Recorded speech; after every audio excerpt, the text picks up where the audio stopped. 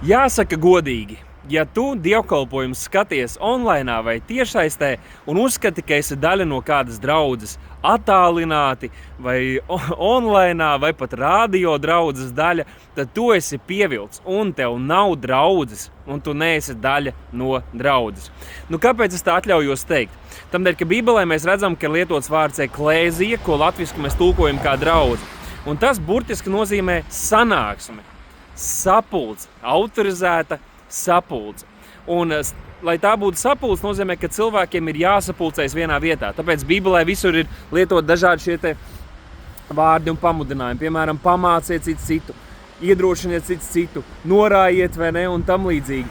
Tad arī, kad jūs sanākat kopā, tad katram ir kaut kas. Un ja tu sēdi attālināt mājās savā dīvānā vai kā citādāk, tu nevari izdzīvot un piedzīvot to, ko dod un ko nozīmē patiesa bibliska draudze. Un jāsaka, lielākā daļa draudzes arī tādas nav. Tādēļ, protams, vai tu sēdi zālē, vai tu sēdi mājās un vienkārši klausies, ko kāda dzied, un pēc tam runā, lielas atšķirības nav. Bet es gribētu tev teikt, kāpēc vispār draudzēs ir šīs te tiešraides. Pirms daudziem gadiem tās bija dažas mega draudzes, kuras sāka savus dievkalpojumus laist televīzijā, pēc tam arī internetā, un tad visas mazās draudzītes domāja, ja mēs esam patiesa draudze, tad mums ir jādara tas pats, un arī mazās draudzes cenšas līdzināties mega draudzēm, jo visas apzināti vai neapzināti arī grib kļūt ietekmīgas, lielas, bagātas, slavenas mega draudzes. Bet bibliska draudze ir privāta, personīga, svēto sapulce, kad mēs tiekam uzcelti ticībā un sagatavoti kalpošanas darbam,